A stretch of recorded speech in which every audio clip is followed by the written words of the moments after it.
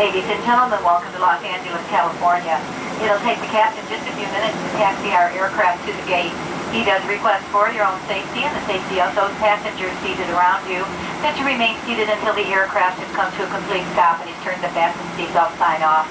At that time, we do suggest that you check around your seats, overhead compartments, and seat back pockets for any personal belongings you may have brought on board with you. Please be very careful when opening overhead compartments, as heavy items might have shifted on landing and could fall out and cause injury to you or someone seated near you. We ask that you keep the aisles clear of all luggage at all times.